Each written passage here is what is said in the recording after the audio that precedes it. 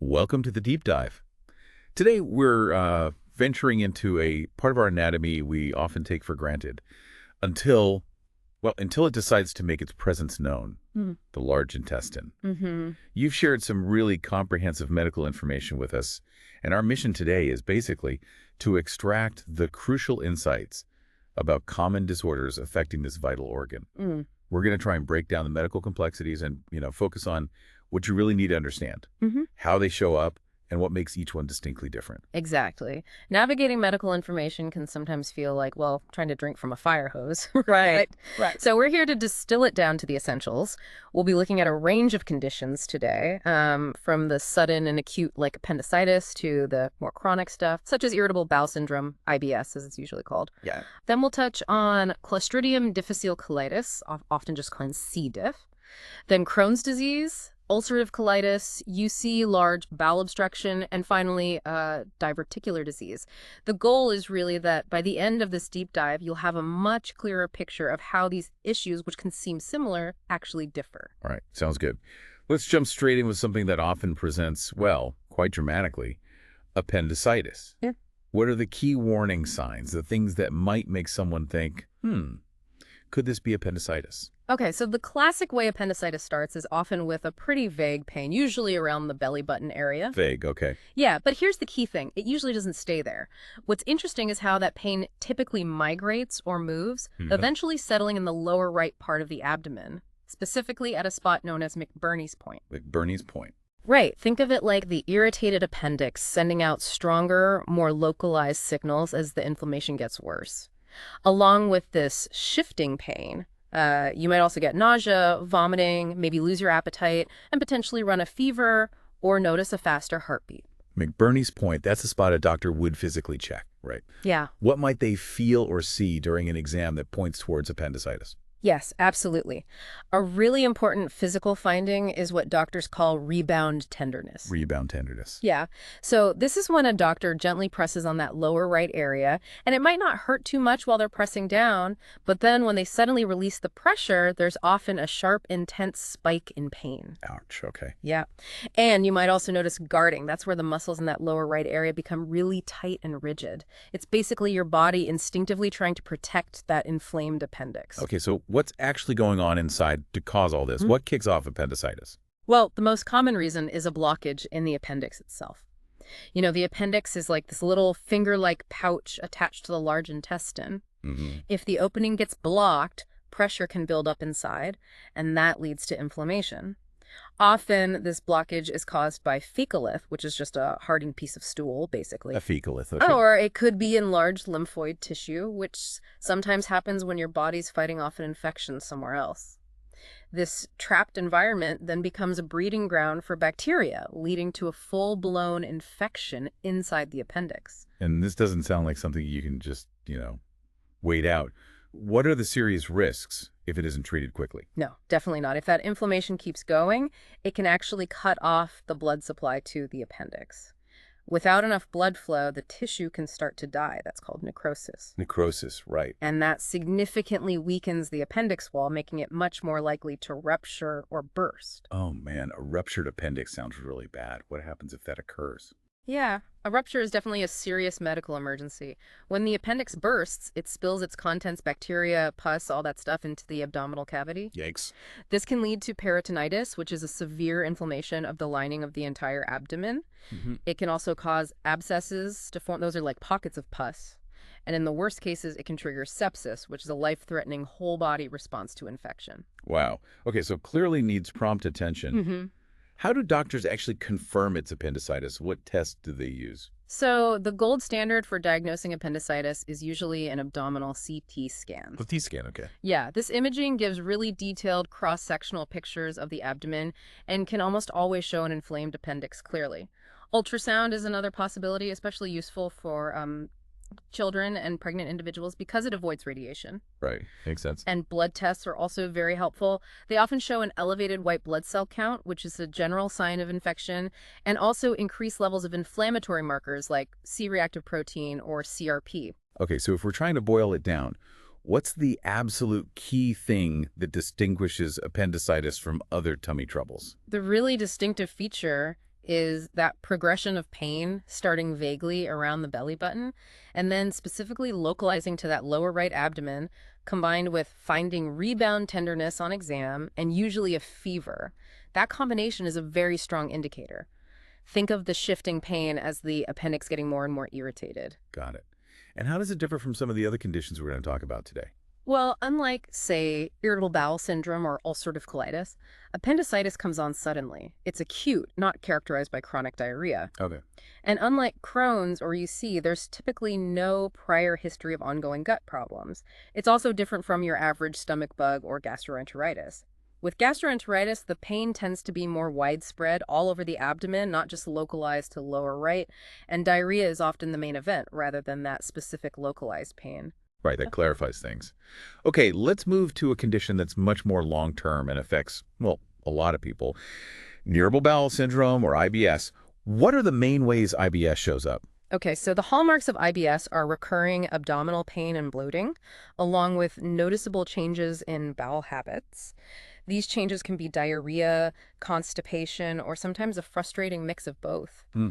What's interesting with IBS, though, is that for many people, their symptoms actually tend to improve after they have a bowel movement.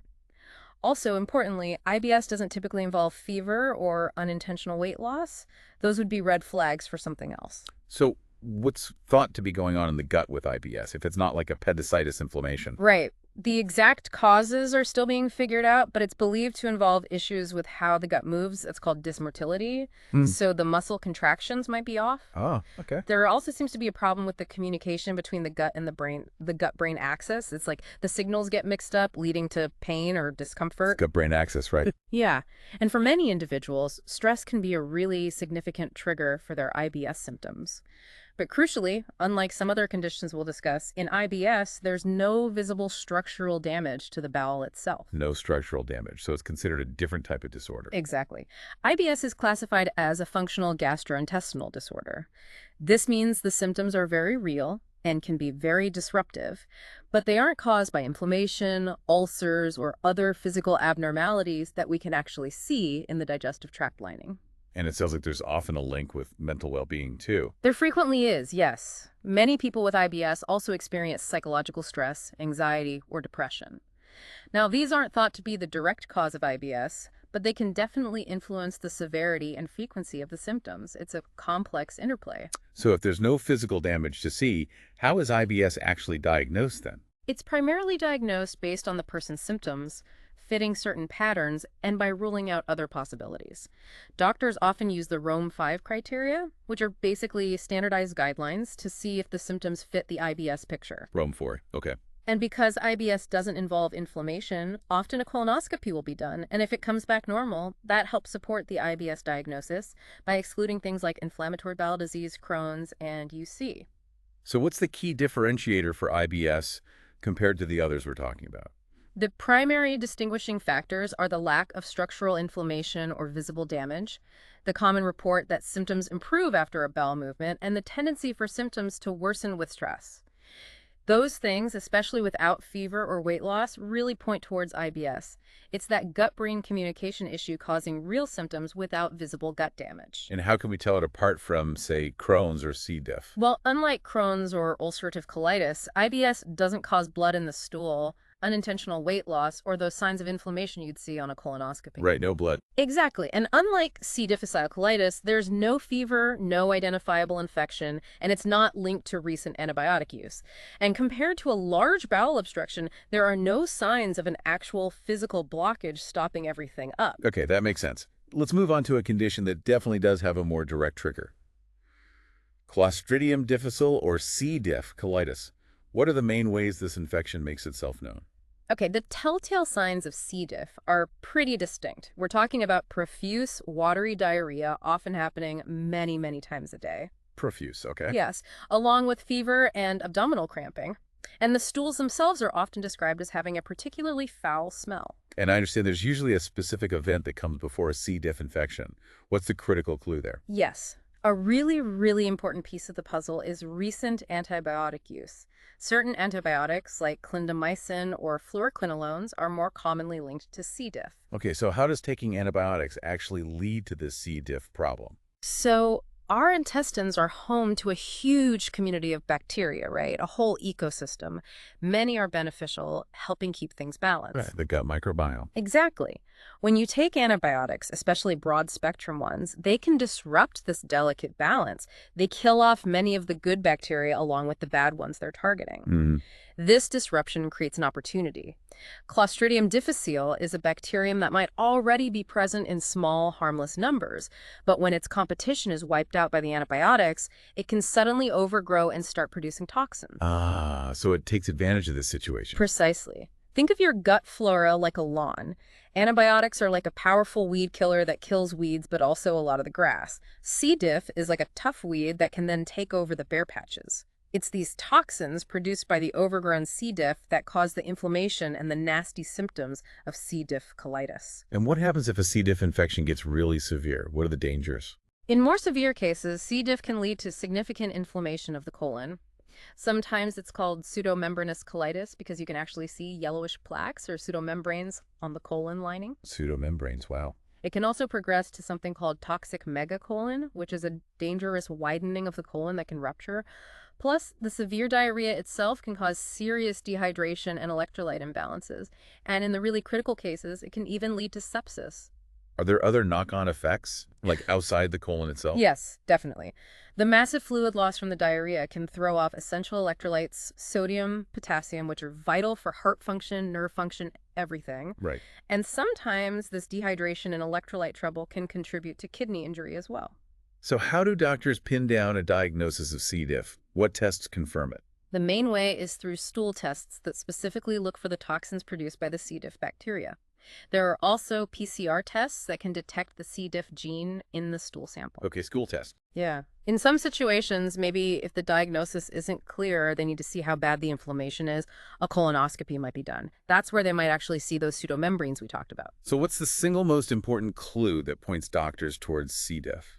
The key distinguishing factor, really, is the sudden onset of that profuse, watery diarrhea in someone who has recently taken antibiotics. That clear link, recent antibiotics followed by severe diarrhea, is a major red flag for C. diff. And how does C. diff differ from, say, IBS or the inflammatory bowel diseases? Well, unlike IBS, C. diff typically involves a fever and has a clear infectious cause linked to antibiotics. Right. And it's different from chronic conditions like Crohn's and ulcerative colitis because it usually has a much more abrupt onset related to the antibiotics rather than being a long-term condition with an autoimmune basis and a longer history. Okay, let's transition to those chronic inflammatory conditions now, starting with Crohn's disease. What are the typical signs and symptoms that might suggest someone has Crohn's? Okay, Crohn's disease. The main symptoms often include abdominal pain frequently felt in the lower right abdomen. Interestingly, similar area to appendicitis sometimes, but the pattern is different. Okay. Also, persistent diarrhea, which can sometimes contain blood, but not always as consistently as in UC. Unintentional weight loss is common, and significant fatigue is a big one too. And I understand Crohn's can have some quite specific, sometimes unusual complications.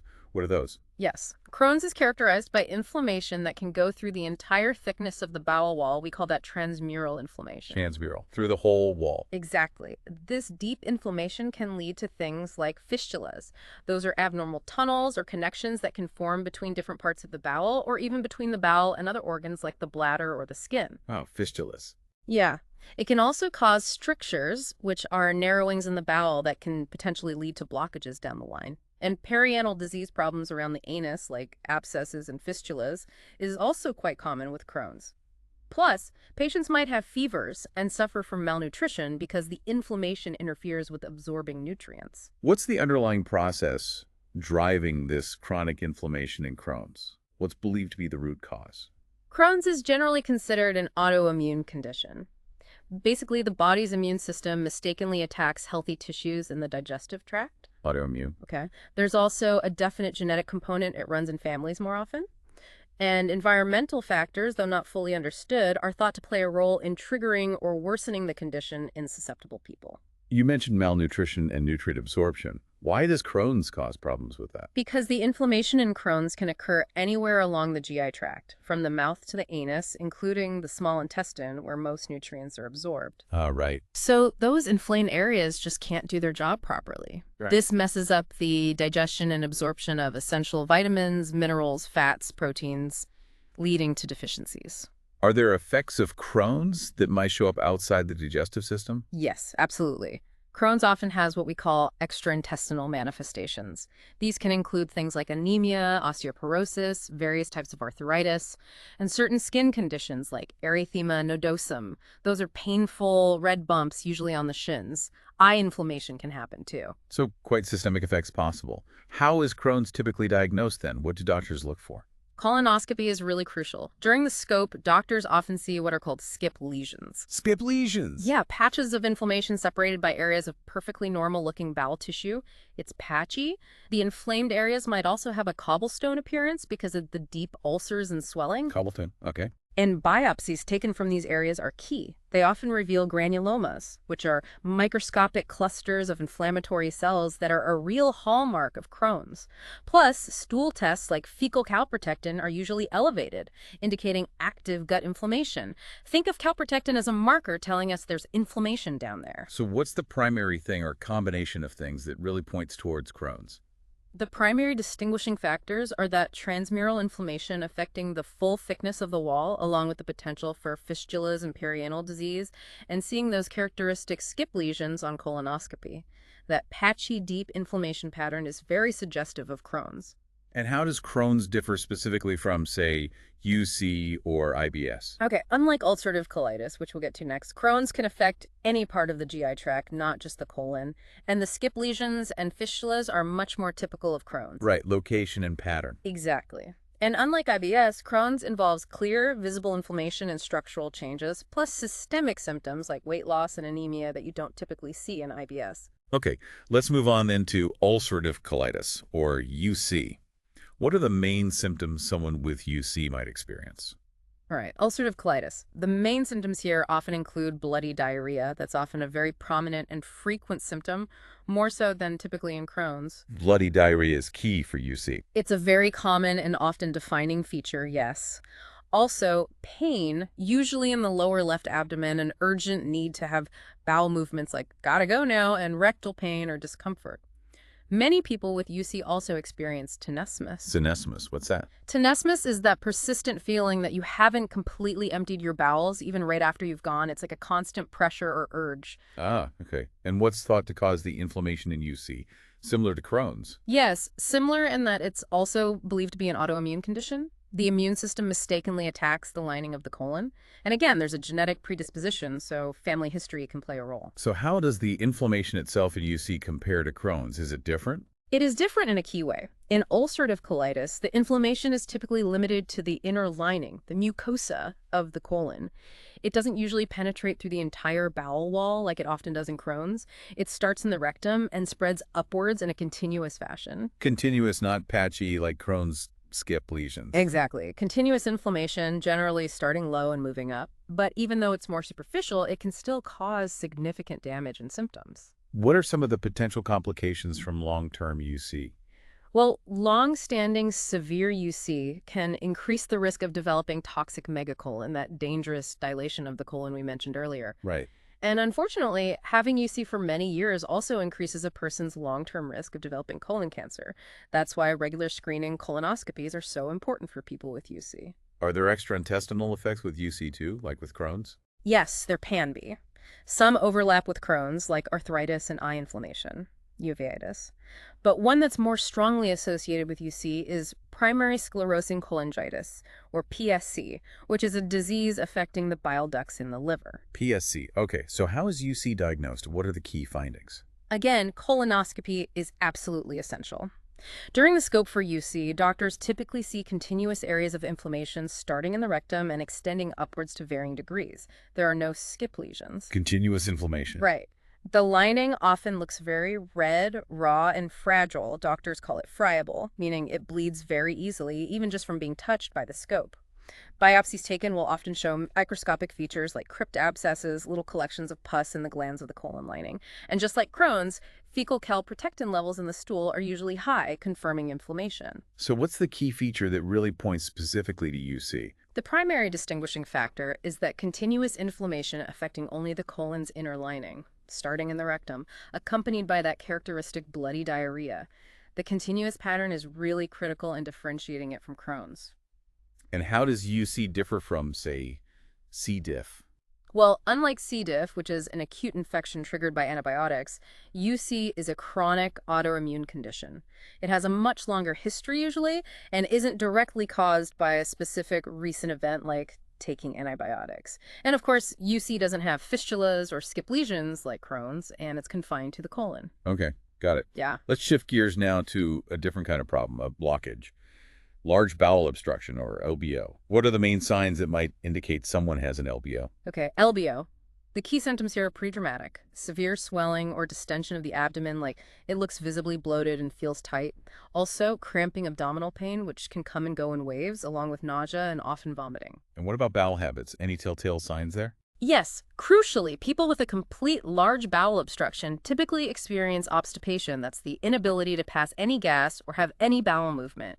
This complete stop is a very important and concerning sign. Obstipation, okay. Complete blockage. Exactly. On exam, the abdomen might sound tympanic, like tapping a drum because of all the trapped gas. Interestingly, early on, you might hear high-pitched, tinkling bowel sounds as the intestine tries really hard to push past the blockage. But later, as the bowel gets more stretched out and tired, the sounds might become faint or even disappear entirely. A silent abdomen can be a bad sign. What kinds of things cause a large bowel obstruction? Several things. Colon cancer is a major cause. A tumor can grow large enough to block the passage. Right, cancer. Another cause is volvulus, which is where a loop of the bowel actually twists on itself, cutting off the flow. Twists, wow. Yeah. Severe diverticulitis, if it causes a lot of inflammation and scarring, can sometimes narrow the colon enough to cause a blockage or stricture. And strictures from other causes, like previous surgery or severe Crohn's disease, can also lead to an LBO. This sounds like a very serious emergency. What are the major risks? It is extremely serious. Yeah. Because everything is blocked up, the pressure can build, and it can compromise the blood supply to that part of the bowel. Without blood, the tissue can die necrosis again, and there's a significant risk of perforation, the bowel wall actually rupturing. If that happens, stool contents spill into the abdomen, causing widespread infection, peritonitis, and sepsis. And other complications besides rupture? Yes, sepsis is a huge risk even without a full rupture, as bacteria can leak through the stretched bowel wall. Dehydration is also a major issue because of vomiting and the inability to absorb fluids. And electrolyte imbalances can quickly become severe and affect heart function and other vital processes. So how do doctors diagnose an LBO? What tests do they use? Often an abdominal X-ray is the first step. It can show dilated loops of bowel filled with gas and fluid, and sometimes you see these air fluid levels, which are characteristic of an obstruction. Air fluid levels, okay. But usually a CT scan of the abdomen, often with intravenous contrast, is needed. The CT is much better at pinpointing the exact location of the blockage and, importantly, identifying the underlying cause, whether it's a tumor, a twist, or something else. What's the key set of signs that really screams large bowel obstruction? The primary distinguishing factor is that combination of complete constipation or obstipation, no gas, no stool, along with significant abdominal distension or swelling. That complete stoppage is the hallmark. And how does LBO differ from, say, IBS or inflammatory bowel disease? Well, unlike IBS, an LBO has a clear physical and mechanical blockage that you can actually see on imaging. It's not a functional issue. Right, structural. Exactly. And while conditions like severe Crohn's or diverticulitis can sometimes lead to narrowing or partial blockages, a complete LBO typically presents with that absolute inability to pass stool or gas, often without the prominent bloody diarrhea you might see with active UC, although the underlying cause of the LBO, like cancer or severe diverticulitis, might have its own symptoms too. Okay, finally, let's turn to diverticular disease. What are the common symptoms here? Okay, diverticular disease. This refers to the presence of diverticula, those small pouches in the colon wall. Many people have them, that's diverticulosis, and have no symptoms. Right, diverticulosis is just having the pouches. Exactly. But if symptoms occur, often it's intermittent pain, usually in the lower left abdomen, because that's where the sigmoid colon, a common site for diverticula, is located, maybe some bloating. Now, if those pouches become inflamed, that's diverticulitis. Diverticulitis, the inflammation. Right. Then the symptoms become more pronounced. More significant pain in the lower left abdomen, often fever, maybe nausea, and changes in bowel habits could be constipation or sometimes diarrhea. What causes these diverticular pouches to form in the first place? It's largely thought to be related to our modern Western diet, specifically one that's low in fiber. Low fiber, okay. Yeah. A low-fiber diet can lead to harder stools and increased pressure inside the colon as your muscles work harder to move things along. Over time, this increased pressure can cause weak spots in the colon wall to bulge outwards, forming these little pouches or sacs. And what are the potential problems if those pouches get inflamed if diverticulitis develops? As we said, diverticulitis is the inflammation. This can lead to complications. One is an abscess, a collection of pus forming near the inflamed diverticulum. Abscess, right. In more severe cases, the inflamed pouch can perforate or rupture. This can range from a tiny contained leak to a larger rupture spilling bowel contents into the abdomen, causing peritonitis. Are there longer-term issues from diverticular disease or repeated diverticulitis? Yes, repeated episodes of inflammation and healing can lead to scarring, which can cause a narrowing or stricture of the colon. Also, sometimes the diverticula themselves can bleed, occasionally quite significantly, causing blood in the stool. So how is diverticular disease diagnosed, especially diverticulitis? When doctors suspect diverticulitis, the gold standard diagnostic test is a CT scan of the abdomen, usually with intravenous contrast. CT scan again. Yep. It's very good at showing the inflamed diverticula, thickening of the colon wall, and any complications like an abscess or signs of perforation. What's the primary cluster of symptoms that makes you suspect diverticulitis? The key distinguishing factor is often that pain, specifically in the lower left abdomen, frequently accompanied by fever, maybe some change in bowel habits, particularly in someone middle-aged or older who might already be known to have diverticulosis. And how does diverticular disease differ from, say, UC or LBO? Well, unlike UC, diverticular disease doesn't typically cause chronic diffuse bloody diarrhea. Bleeding can happen, but it's usually from a specific pouch, not widespread inflammation. And while severe diverticulitis can potentially cause a narrowing or partial blockage, it doesn't usually present as a complete, sudden, large bowel obstruction with total obstipation, though there can be overlap in severe cases. The typical presentation is more focused on that lower left quadrant pain and inflammation. Wow. Well, this has truly been a deep dive. It's amazing how, even though some symptoms like abdominal pain overlap quite a bit, each condition really has its own distinct fingerprint, doesn't it? Absolutely. While pain and bowel changes are common themes, the specifics really matter. The location and type of pain, whether there's blood, the presence of fever or weight loss, the underlying cause, infection, inflammation, blockage, and what we actually see on tests like CT scans or colonoscopies. They all contribute to building a unique profile for each disorder. Understanding these nuances is how doctors start to piece the puzzle together. And I think the most crucial takeaway for everyone listening is that if you're experiencing any persistent or concerning gut symptoms, it's absolutely vital to see a doctor. This deep dive is for information, but it's no substitute for a proper medical evaluation. That's exactly right. Trying to self-diagnose based on symptoms alone can be risky, and sometimes delay necessary treatment.